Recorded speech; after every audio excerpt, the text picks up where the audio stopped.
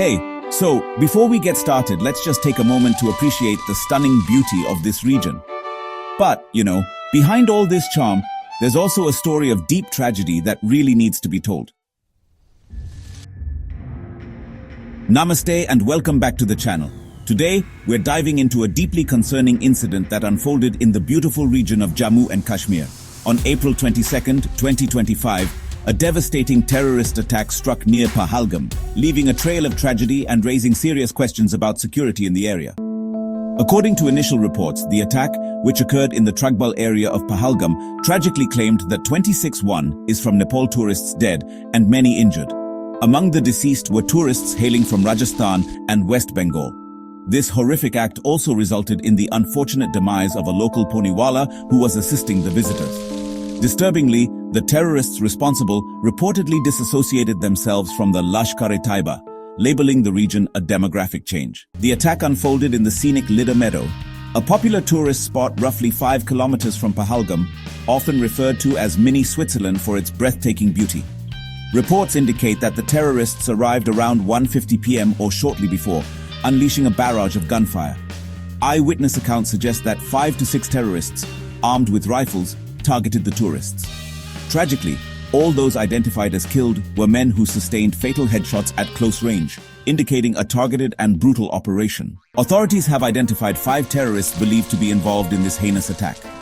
The names include Pakistani national Saifullah, also known as Musa Sultan Shah, who is also called Yunus and is from Pakistan, and Abu Talha, also referred to as Talha, again a Pakistani national.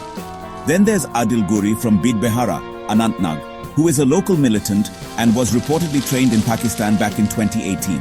Lastly, Asan from Pulwama, another local terrorist who, according to reports, was also trained in Pakistan in 2018. In the immediate aftermath, a coordinated effort was launched to apprehend the perpetrators.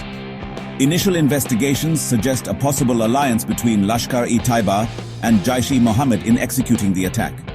Security forces, including the Army, Central Reserve Police Force, and Jammu and Kashmir Police, swiftly launched a joint operation. The area was cordoned off, and a large-scale search operation was initiated, spanning a 10-kilometer radius from the attack site. Authorities are leveraging sniffer dogs and technical intelligence to aid in their pursuit. The National Investigation Agency, led by Inspector General Vijay Sakare, has also taken over the probe. Evidence collected so far includes helmet-mounted body cameras and encrypted communication devices used by the terrorists, hinting at sophisticated planning and execution, possibly with support from across the border.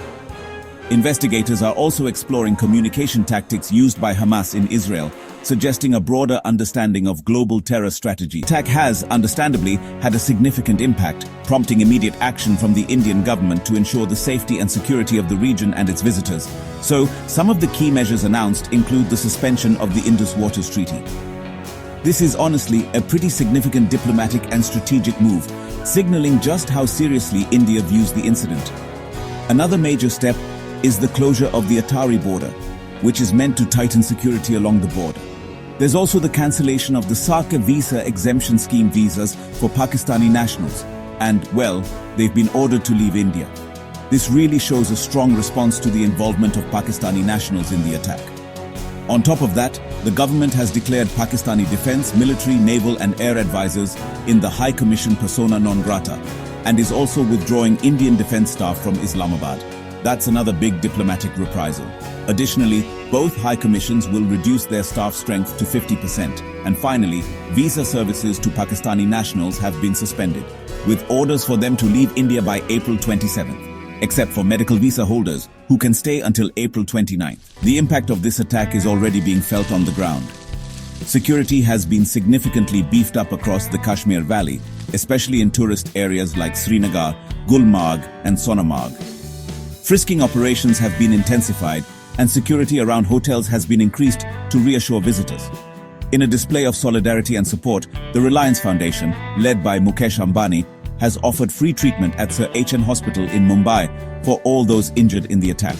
Additionally, the Mumbai-based Life Insurance Corporation of India, or LIC, has announced a relaxation in claim settlement procedures for the victims' families, providing much-needed relief during this difficult time. Following the attack, Indian Airlines operated additional flights from Srinagar to Delhi and Mumbai, to facilitate the movement of panicked tourists out of Kashmir.